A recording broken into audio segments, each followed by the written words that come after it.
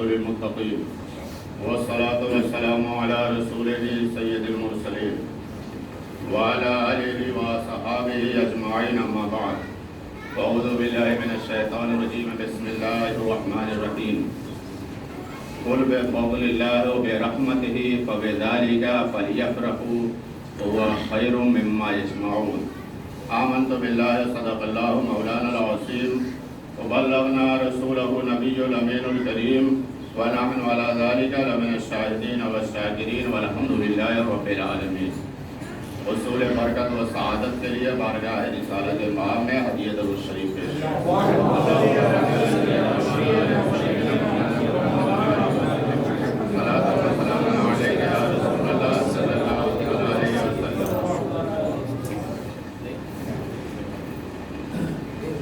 یہ محبوب فرما دیجئے جب تم پر اللہ کا فضل و رحمت پہنچے، جب تم پر اللہ کا فضل و رحمت ہو تو خوشی مناؤ، یہ تمہارے تمام مال و دھن سے بہتر ہے۔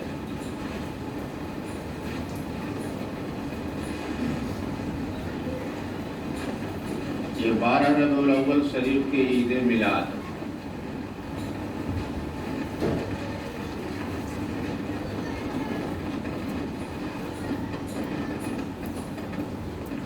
سب سے پہلی بات یہ ہے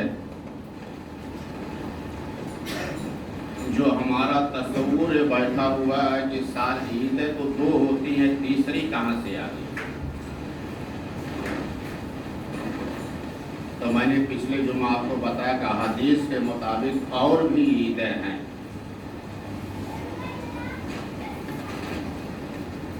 ہم 12 ربیع الاول شریف کے جشن کیوں منائیں؟ یہ خوشی کا اظہار کس بنیاد پر؟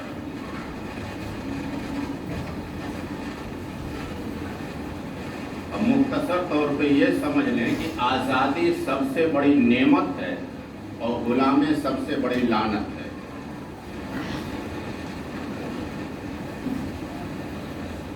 ہم 15 اگست کو اپنے ملک کا جشن آزادی مناتے ہیں کہ 150 سال سے غلامی سے نجات ملی 15 اگست۔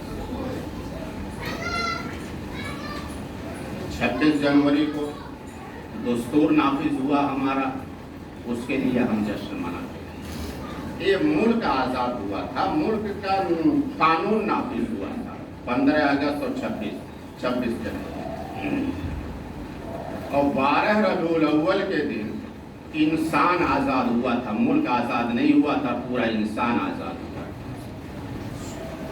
حضرت عیسیٰ مسیح علیہ السلام کے جانے کے بعد 570 سال تک کوئی شریعت، کوئی نبی نہیں تھا۔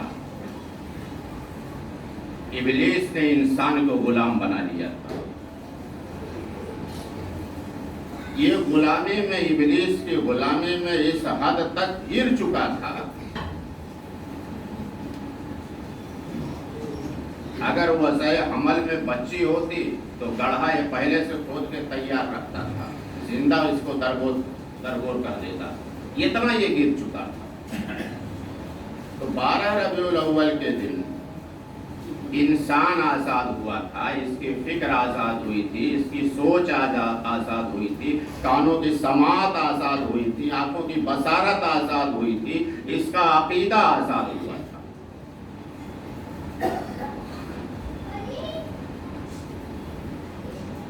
دوسری چیز ہمارے ذہنوں میں ہے، اسلام میں جشن منانا کہاں ہے؟ اسلام میں یاد منانا کہاں ہے؟ میرے بھائی، جشن منانا، یاد منانا، یہ اسلام میں ہے یہ بات، اور اس کو اگر تفصیل سے نہ جائیں، صرف آپ اپنی عبادتوں کو دیکھ لیں تو ہماری عبادتیں صرف یاد منانے کے طور پر فالتو ہوئی ہیں۔ کوئی بھی آپ عبادت اٹھا کر کے دیکھ،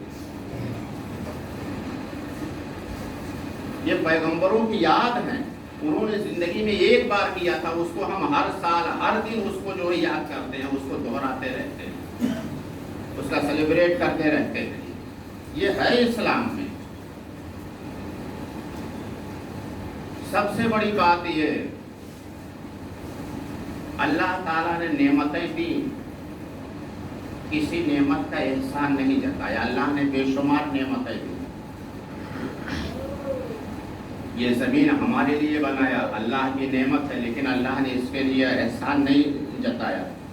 وَجَعَلْنَا الْأَرْضَ مِهَادًا، یہ زمین ٹھہراؤ نہیں تھا، یہ زمین میں کھڑکھڑاہٹ تھی، لرزش تھی زمین میں، اور زمین کی لرزش اگر نہ سمجھ میں آئے، کبھی آپ پلین میں ہوں اور جب بادلوں میں چھپ جائے، جب اوپر جانے کے لیے نیچے جانے کے لیے جب بریک لیتے ہیں اور جو جھٹکے لگتے ہیں تو دل اچھل کر کے گلے میں آ جاتے ہیں، تو زمین اس سے زیادہ بھی نہیں لرزش میں تھی۔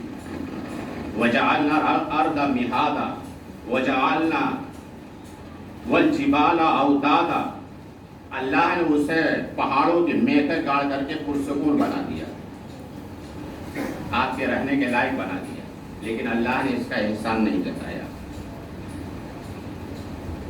وَجَعَلْنَا نَوْمَكُمْ سُبَاتًا، اور رات کو تمہارے سونے کے لیے بنایا، آرام دہ بنایا۔ تو رات سونے کے لیے آدمی کھڑکھڑاہٹ نہ ہو، سرسراہٹ نہ ہو، کوئی آواز نہ ہو، اندھیرا ہو، پرسکون ہو، تو رات کو اللہ نے سونے کے لیے بنایا ہے۔ اور جو پوری رات ٹائم پاس کرتے رہتے ہیں، یہ بھی قرآن ہے، یہ بھی اسلام ہے۔ رات سونے کے لیے ہے تو سونے کے لیے ہے، یہ بھی قرآن ہے، اسلام یہ بھی ہے کہ رات سونے کے لیے ہے، ٹائم پاس کرنے کے لیے نہیں۔ وَخَلَقْنَاكُمْ أَزْوَاجًا، اور تمہارے لیے جوڑا بنایا۔ وَجَعَلْنَا النَّهَارَ مَعَاشًا، اور دن تمہارے روزی کے لیے بنایا۔ اللہ نے یہ بے شمار نعمتیں عطا فرمائی، لیکن کسی کے لیے احسان نہیں جتایا۔ لیکن جب رسول کائنات صلی اللہ علیہ وسلم کو پیدا فرمایا، کہا کہ یہ وہ نعمت میں نے تمہیں دی کہ مومنین پر احسان کیا،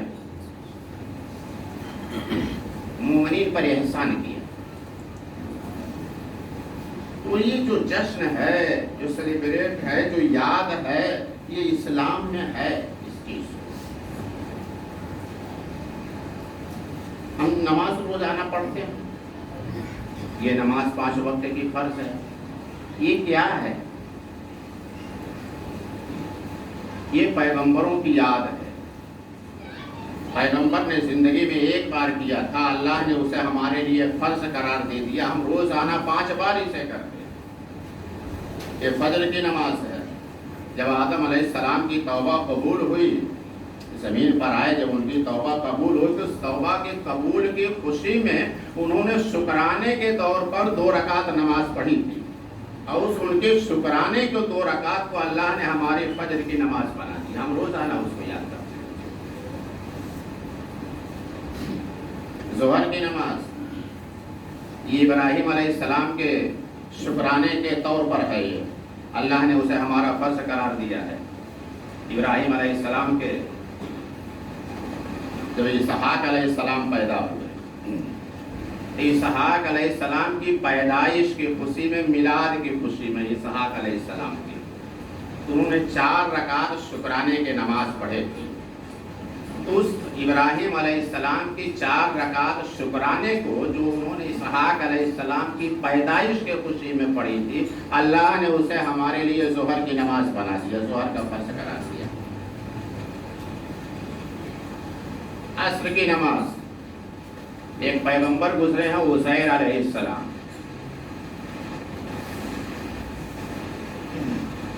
اللہ تبارک و تعالیٰ نے کسی بنیاد پر کسی چیز کو انہیں دکھانے کے لیے 100 سال تک وہ سوتے رہے۔ یہ قرآن میں پورا قصہ ان کا بیان، میں آیت نہیں پڑھوں گا، آیت پڑھوں گا ٹائم زیادہ جائے گا۔ 100 سال تک وہ سوتے رہے۔ 100 سال کے بعد جب اٹھے تو شکرانے کے طور پر 4 رکعت نماز پڑھی تھی۔ اس عزیر علیہ السلام کے 4 رکعت شکرانے کو اللہ نے وہ اسے ہماری نماز عصر بنا دیا ہے، ہم روزانہ اس کو پڑھتے ہیں۔ مغرب کی نماز حضرت ایوب علیہ السلام جب بیماری سے شفا یاب ہوئے، صحت ملی، تندرستی ملی، بیماری سے شفا یاب ہوئے، ان کی بیماری مشہور ہے، تو شکرانے کے طور پر وہ مغرب کا وقت تھا، شکرانے کے طور پر 4 رکعت کی نیت باندھی تھی انہوں نے۔ 3 رکعت مکمل ہوئی، بیماری کی وجہ سے بڑے کمزور ہو چکے تھے، تیسری رکعت کے بعد چوتھی رکعت کے لیے اٹھنا چاہتے تھے لیکن اٹھ نہیں سکے کمزوری کی بنیاد پر، 3 رکعت تو انہوں نے سلام کہہ دیا بیٹھ گئے۔ تو اللہ نے اسے ہماری 3 رکعت ہی رکھا، مغرب کا فرض قرار دیا، انہوں نے 3 پڑھی تو 3 ہی رکھا، حالانکہ نیت انہوں نے 4 کی تھی لیکن 4 پڑھ نہیں سکے تھے کمزوری کی بنیاد پر، اللہ نے اسے 3 رکھا، اور ہم روزانہ اس یاد کو مناتے ہیں۔ عشاء کی نماز، یونس علیہ السلام جب مچھلی کے پیٹ سے باہر آئے تو عشاء کا وقت تھا، 4 رکعت شکرانے کے طور پر انہوں نے پڑھی تھی۔ یہ سب احادیث بتا رہا ہوں، احادیث میں ہے، 4 رکعت شکرانے کے طور پر انہوں نے پڑھی تھی۔ اللہ نے وہ یونس علیہ السلام کے اس شکرانے کو جو مچھلی کے پیٹ سے باہر آنے کے بعد انہوں نے پڑھی تھی، اسے ہمارے لیے عشاء کا فرض قرار دیا۔ یہ 5 وقت کی جو نمازیں ہیں، یہ پیغمبروں کی کسی نہ کسی شکرانے کی یاد کے طور پر ہمارے لیے اللہ نے فرض قرار دیا۔ ایسے کسی بھی یہ فرائض کو ہم دیکھیں، آپ حج کے لیے جاتے ہیں، بڑی کوشش کرتے ہیں زندگی میں، لاکھوں روپیہ خرچ کرتے ہیں، اور جب وہاں پہنچتے ہیں ہم تیار ہو کر کے، تو سب سے پہلے حکم کیا ہوتا ہے؟ کپڑا اتارو۔ کپڑا کیوں اتارے؟ ہم تو آئے تھے اللہ کا فرض ادا کرنا ہے، حج فریضہ حج ہے، اللہ کا فرض ادا کرنا ہے، میرا کپڑا کیوں اتارا جا رہا؟ کہا سلا ہوا اتارو، بے سلا پہنو۔ اسی کپڑے میں تو ہم نے جمعہ کی نماز پڑھی تھی، عیدین کی نماز پڑھی تھی، 5 وقت کی نمازیں پڑھتے ہیں، یہ کون سا فرض ہے؟ یہ کون سی عبادت ہے کہ یہ کپڑا اتارا جا رہا؟ کہا نہیں، بے سلا ہوا اتارو، بے سلا پہنو۔ ابراہیم علیہ السلام نے اس وقت بے سلا ہوا پہنے تھے، تم بھی بے سلا پہنو۔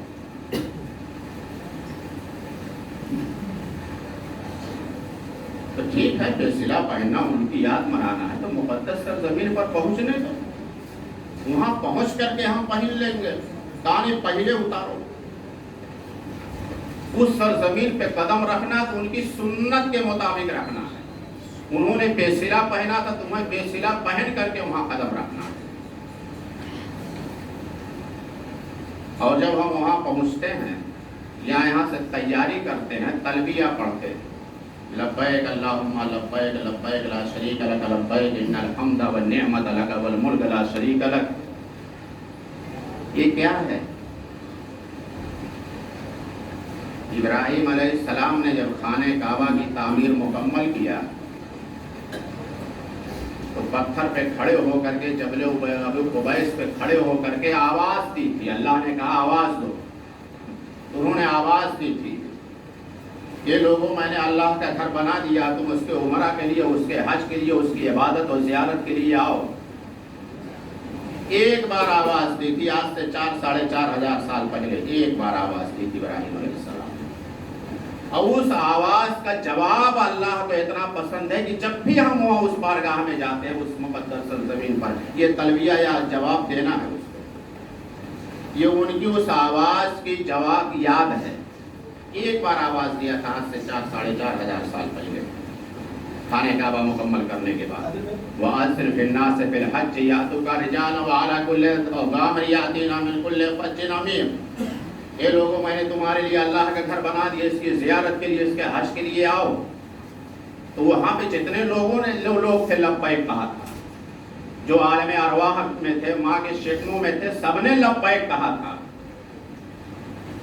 ہم نے تو ان کی آواز نہیں سنی تھی، لیکن آج بھی جب اس مقدس سرزمین پر پہنچنا ہے، تو ابراہیم علیہ السلام کی اس آواز کا جواب آپ کو دینا ہے۔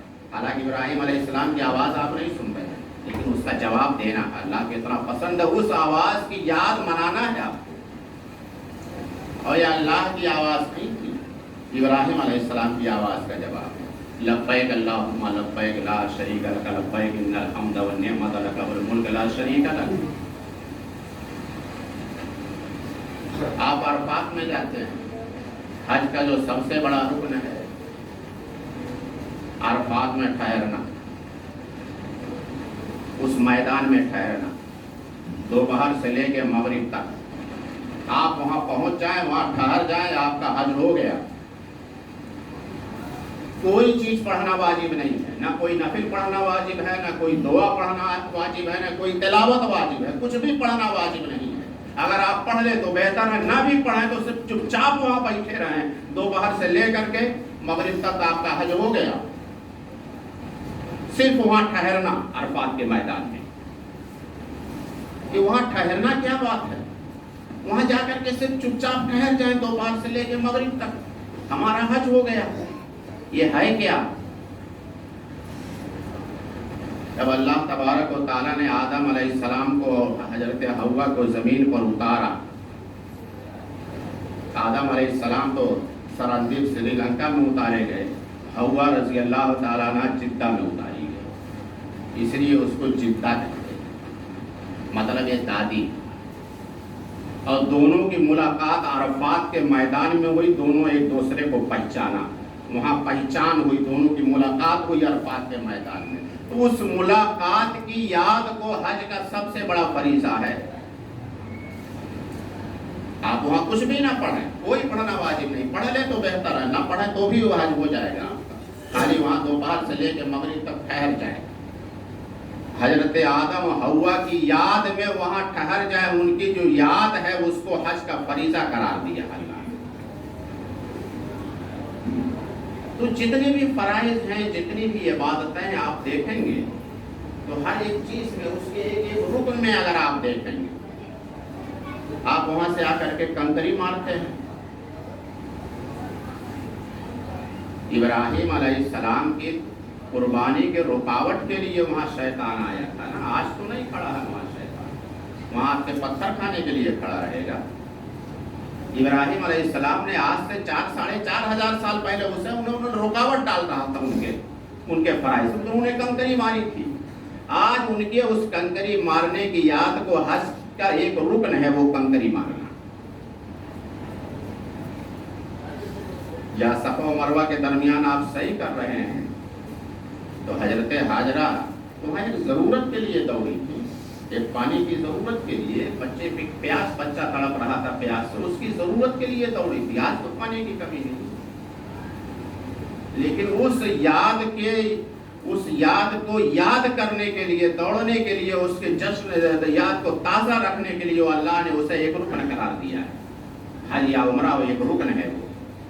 تو آپ جتنی عبادتیں ہیں، یہ تو میں نے سمپل کے طور پر بتائی، جتنی عبادتیں ہیں ان کے جتنے ارکان ہیں، اگر آپ دیکھیں گے کسی نہ کسی پیغمبر کی، اللہ کے محبوب بندوں کی یاد ہے۔ اور عید میلاد یہ اللہ کی سب سے بڑی نعمت ہے، انسان آزاد ہوا ہے اس کی، ہمارا عقیدہ آزاد ہوا، ہماری فکر آزاد ہوئی ہے، اور رسول اور ہم جو آئے ہیں،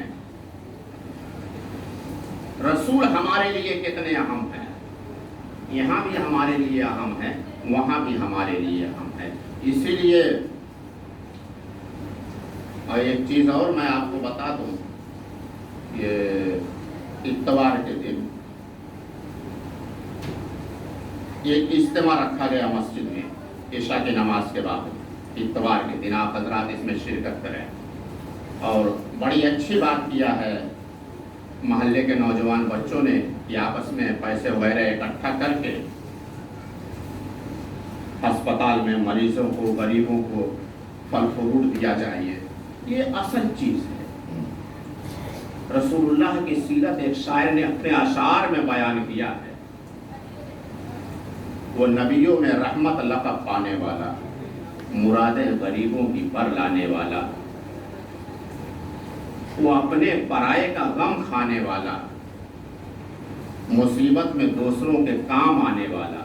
اگر اس کو آپ اور دیکھنا ہے تو ہم اعلیٰ حضرت کے گلی سے چلیں، ہم رسول اللہ کی جنت رسول اللہ کی، اس کو آپ نے دوسرے اینگل سے سمجھا ہے۔ شعر جو ہوتا بڑے وسیع مفہوم میں ہوتا ہے۔ ہم رسول اللہ کے جنت رسول اللہ کی، تو رسول اللہ کیا تھے؟ نبیوں میں رحمت لقب پانے والا، مرادیں غریبوں کی بر لانے والا، کسی غریب کی کوئی مراد اٹکی ہو اس میں آپ مدد کر دیں، یہ رسول اللہ کے ہیں آپ، یہ رسول اللہ ہے۔ اپنے پرائے کا غم کھانے والا۔ مکہ شریف میں حضور نے جو پوری زندگی جدوجہد کی ہے، وہاں کوئی وہ مسئلہ نہیں تھا۔ ان کے خاندان کے لوگ ہیں، ان میں اکثر لوگ ملت ابراہیم پر تھوڑا بہت تھے موجود۔ دوسروں کے لیے اپنے پرائے کا غم کھانے والا، مصیبت میں دوسروں کے کام آنے والا، یہ رسول اللہ تھے۔ اور آپ رسول اللہ کے ہو جائیں، جنت رسول اللہ کی، آپ رسول اللہ کے ہو جائیں۔ کوئی مصیبت میں ہو، کوئی پریشانی میں ہو، کوئی غم میں ہو، آپ اس کے غم میں شریک ہو جائیں، آپ رسول اللہ کے ہیں۔ کوئی مصیبت میں ہو، اس کی مصیبت کو آپ دور کرنے کے لیے کوشش کریں، اس کی مصیبت میں آپ شریک ہو جائیں، اس کی مدد کریں، آپ رسول اللہ کے ہیں۔ اور یہ کام اگر آپ نے کیا تو جنت رسول اللہ کی، یہ کام ضروری ہے۔ انہوں نے جو کیا، اللہ علم کتنا تک پائے تکمیل تک پہنچا اور پائے تکمیل تک یہ ہو جائے، یہ بہت بڑی بات ہے۔ مرادیں غریبوں کی بر لانے والا، اپنے پرائے کا غم کھانے والا، مصیبت میں دوسروں غیروں کے کام آنے والا۔ مصیبت میں کوئی بھی ہو، اپنا پرایا خطہ اور اسٹیٹ نہیں دیکھنا ہے، وہ اپنی قوم کا دوسری قوم کا، اپنے مذہب کا دوسرے مذہب، مصیبت میں کوئی بھی ہو، غم میں کوئی بھی ہو، اس کے آپ شریک ہو جائیں، آپ رسول اللہ کے ہیں اور جنت رسول اللہ کی ہے۔ اور ہماری جو پیدائش ہے، پوری کائنات جو ہے رسول اللہ کے لیے ہے۔ مکین و مکا تمہارے لیے، زمین و زماں تمہارے لیے، ہم یہاں آئے تمہارے لیے، اٹھے وہاں تمہارے لیے، دہن میں زباں تمہارے لیے۔ اور میدان محشر کا جب سما ہوگا، صفی و نجی، خلیل و زبیر سبھی سے کہیں نہ بنی۔ جب میدان محشر سبھی سے کہیں نہ بنی، صرف رسول اللہ کا دامن ہوگا۔ تو ایسی نعمت عظمیٰ اللہ تبارک و تعالیٰ نے آپ کو دیا ہے۔ 12 ربیع الاول کے دن ایسی نعمت عظمیٰ ملی، اس میں آپ جشن منائے، اللہ کا شکر ادا کریں۔ بس یہ ہو، جشن منانے میں، شکر ادا کرنے میں کوئی ایسی بات نہ ہو جو شریعت کے خلاف ہے۔ اللہ تبارک و تعالیٰ ہمیں اس پہ عمل کرنے کی توفیق عطا فرمائے۔ جن لوگوں نے سنتیں نہ پڑھی